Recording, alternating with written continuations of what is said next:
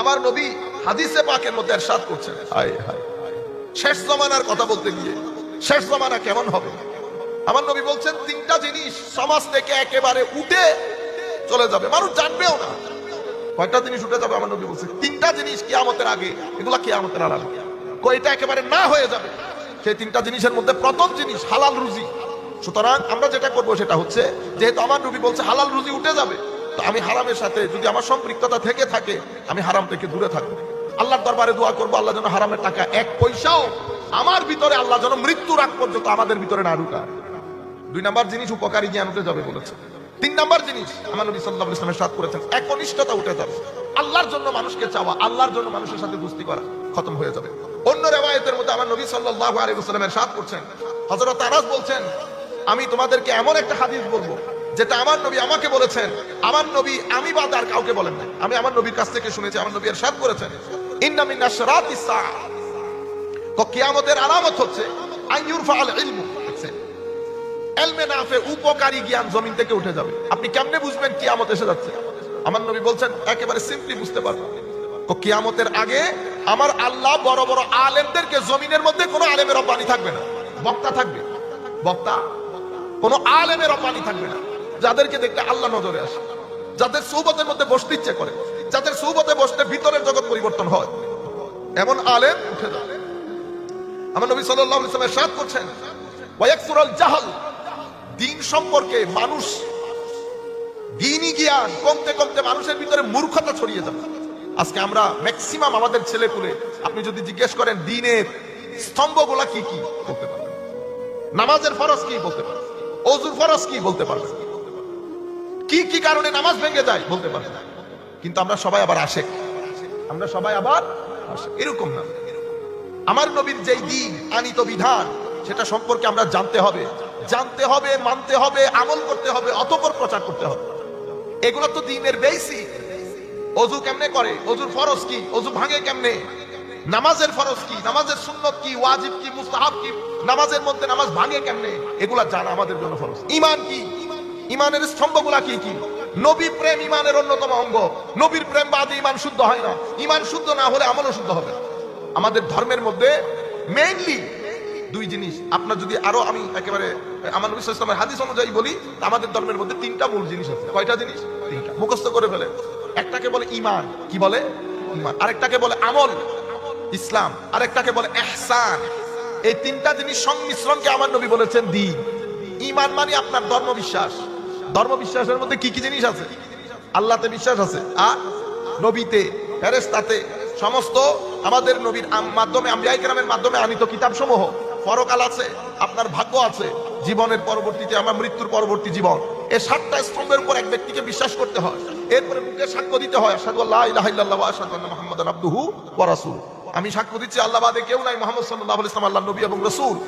এই সাক্ষ্য দেওয়ার পরে আপনি ইসলামের বাউন্ডারিতে ঢুকলেন, কিন্তু আপনার ঈমানের ক্ষেত্রে ব্যাটারি হচ্ছে আমার নবীর ইশক, আদত, মহব্বত। কারো ভিতরে যদি ইশক না থাকে, আমার নবীর মহব্বত যখন দাবি করবেন, তো সেখানে আরো 3টা জিনিস অ্যাড হয়ে যাবে। ইশকে সাহাবায়ে কেরাম, মহব্বতে সাহাবা, তাজিমে সাহাবা, তাজিমে আলে বাইত, নিসবতে আউলিয়া। এগুলা যদি না থাকে, 2টা জিনিস আপনার ঈমানকে মুনাফিকতের দিকে, নেফাকতের দিকে নিয়ে যাবে। আরেকটা জিনিস আপনার ঈমানকে অনিরাপদ করে দেবে। তাইলে ঈমানের ক্ষেত্রে বিশ্বাস করার পরে আমার নবীর ইশক, মহব্বত, আলে বাইত রাসূলের মহব্বত, সাহাবায়ে কেরামের মহব্বত, আউলিয়ায়ে কেরামের নিসবত। আউলিয়ায়ে কেরামের নিসবত কেউ যদি অস্বীকার করে, বেঈমান হয় না, কিন্তু ঈমান অনিরাপদ হয়ে যায়। ঈমান অনিরাপদ হয়ে যায়। আপনি শিক্ষক বাদে পরীক্ষা পাস করতে পারবেন, সবকিছু তো আছে, বইও আছে, সবকিছু আছে, কিন্তু একজন শিক্ষক দরকার হয়, একজন শিক্ষক দরকার হয়। তাইলে এগুলা হচ্ছে ঈমান, এগুলা আকীদা। আপনি এখানে যদি কোনো ধরনের 19-20 থাকে, তাহলে আপনার আমলের মধ্যে গিয়ে এটা এফেক্ট করবে, আপনার আমল হবে না। আমলগুলা কি কি? ইসলাম কাকে বলে? ও নামাজ, প্রথমে শাহাদা, আশহাদু আল্লা ইলাহা ইল্লাল্লাহ, এরপরে নামাজ, রোজা, হজ, যাকাত। কিন্তু আমাদের ধর্মের মধ্যে সবাই কি যাকাত দিতে পারবে? পারবে না। যাদের টাকা আছে তারা দিবে। সবাই হজও করতে পারবে না, যাদের টাকা আছে তারা হজ করবে। সবাই রোজাও রাখতে পারবে না, যারা সুস্থ তারা রোজা রাখবে। কিন্তু আমাদের ধর্মের মধ্যে একটা অন্যতম পিলার, স্তম্ভ হচ্ছে নামাজ। নামাজ আপনাকে যে কোনো অবস্থায়, যে কোনো পরিস্থিতিতে পড়তে হবে। এই জন্য নামাজকে বলে উম্মতের নিত্যদিনের প্র্যাকটিস, অনুশীলন। এই জন্য আমার নবী বলেছেন, নামাজ উম্মতের আমার এই দ্বীনের ইমাদ। ইমাদ মানে স্তম্ভ। যেই ব্যক্তি নামাজ পড়ে নাই সে দ্বীনের স্তম্ভ নষ্ট করে দিয়েছে। নামাজ কেন পড়বে? আপনি বলবেন হুজুর নামাজ পড়বো কবরে হাসরে মুক্তির জন্য, এই না? মনে রাখবেন, নামাজ কবরের জন্য যেমন দরকার, নামাজ দুনিয়ার জন্য দরকার। আমি শুধু এই মেসেজটা যদি আপনাকে দিতে পারি আমার আশাটা সফল হবে আজকে। আমাদের একটা বদ্ধমূল ধারণা যে আমি নামাজ পড়বো রোজা রাখবো শুধুমাত্র কবরের জন্য। না না, কবরে তো লাভ আছেই। আপনি নামাজ না পড়ে দুনিয়াতেও শান্তি পাবেন না, গ্যারেন্টি। কেন? কারণ আপনার রু বলে একটা কথা আছে, রু। আপনার ব্রেইন, আপনি অঙ্ক করতেছেন, ব্রেইনের খাদ্য যাচ্ছে। কোন একটা কিছু নিয়ে চিন্তা করছেন, ব্রেইনের খাদ্য যাচ্ছে। ব্রেইনের এগুলা খাওয়া দাওয়া। আপনি চিন্তা করা, অঙ্ক করা, লেখাপড়া করা, যেগুলোর উপর আপনি চিন্তা করতে হয়, ব্রেইনের উপর ছাপ পড়ে, এগুলা ব্রেইনের খাদ্য। পেটের মধ্যে খাদ্য দেন, এটা পেটের খাদ্য। চোখ দিয়ে মা বাবা দেখতেছেন, পৃথিবী দেখতেছেন, এটা চোখের খাদ্য। তো আপনার সিনার ভিতরে আল্লাহ একটা রু দিয়েছেন, রুহেরও খাদ্য দরকার, রুহেরও খাদ্য দরকার। পেটে যখন খাদ্য দেন, পেটে খাদ্যগুলো আহরণ করে, পেটের ভিতরে আল্লাহ আপনার শরীরের ভিতরে খাস একটা ডিভাইস দান করেছেন। সেই ডিভাইসটা আপনার খাদ্য থেকে ভিটামিন গ্রহণ করে পুরো শরীরের মধ্যে সার্কুলেট করে দেয়, যেটার কারণে আপনি উঠতেছেন, বসতেছেন। একটু যদি ইদার উদার হয়, আপনি বলতেছেন হুজুর আর উঠতে পারতেছেন। কেন?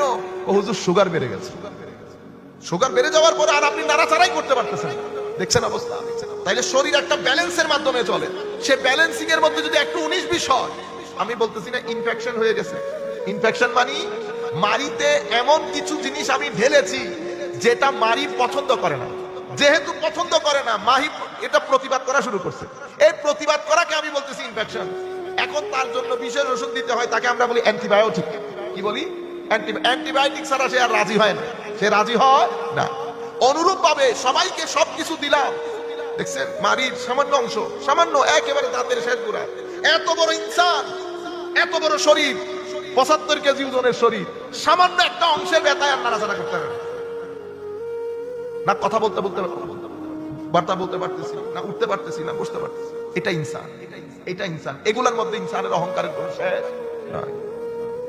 হাকিকত বুঝার চেষ্টা করবেন। তো যেভাবে একটা সামান্য ব্যথার কারণে আমার জীবনের অবস্থা 12টা বেজে গেছে, ঠিক সেভাবে যখন আপনি রুকে খাদ্য দেওয়া বন্ধ করে দেবেন, আপনার রু প্রটেস্ট করে উঠবে। রু যদি প্রটেস্ট করে, আপনি রাস্তায় রাস্তায় দৌড়াবেন, শান্তি পাবেন না। যেটা বর্তমান সময়ে সৃষ্টি হয়েছে আমাদের এখানে। কথায় কথায় ঝগড়া লেগে যাচ্ছে না? এই যে আপনি এখান থেকে যদি সকালবেলা উঠে বাজার পর্যন্ত যান, দেখবেন শুধু মানুষ ঝগড়াই করতেছে। মানুষ কেন ঝগড়া করে? এই যে আমরা কথায় কথায় ঝগড়া করতেছি, রাস্তার মধ্যে গাড়ি আগে কে নিয়ে যাবে, কেউ কাউকে ছাড় দিচ্ছে না। আপনি জানেন আপনি অপরাধ করেছেন, কিন্তু আবার আপনি গলাবাজি করতেছেন। কেন? কারণ আপনাকে দেখতে সুস্থ হলেও, আমাকে দেখতে সুস্থ হলেও আমরা আসলে কেউ সুস্থ না। সুস্থ মানুষ যার মন ভালো, যার মন সুস্থ, সে আসলে সুস্থ। আপনি সুস্থ কি সুস্থ না সেটা আপনি আজকে টেস্ট করে দেখতে পারেন। আপনি কোনো মানুষের ঘরে গিয়ে যদি তাদের ড্রয়িং রুমে বসেন, আপনি বুঝতে পারবেন তারা মানসিকভাবে কতটুকু সুস্থ। এটা আপনার কারগর পাকা, কারগর পাকা না এই বিষয় না। আপনার জিনিসপত্রের, আপনার ঘরের পরিষ্কার পরিচ্ছন্নতা, আপনার বাথরুমের পরিষ্কার পরিচ্ছন্নতা বলে দেবে আপনি মানসিকভাবে কতটুকু সুস্থ। এমনিতে তো সবাই টাই স্যুট করে টিস টিস টিস টিস লাগায় বাইরে চলে যায়। এটা না, এটা না। আমি বলতে চাচ্ছি আমার নবী সাল্লাল্লাহু আলাইহি ওয়াসাল্লাম কি বলেছেন? আমার নবী ইরশাদ করেছেন, মানে পরিষ্কার পরিচ্ছন্নতাকে আমার নবী ঈমানের অংশ বলেছেন। কেন? এটার সাথে আপনার ভিতরের সম্পর্ক আছে। আপনি ভিতর থেকে যদি নিজেকে সুস্থ রাখতে চান, কয়েকটা কাজ আপনার জীবনে বাস্তবায়ন করতে হবে। এগুলা ছাড়া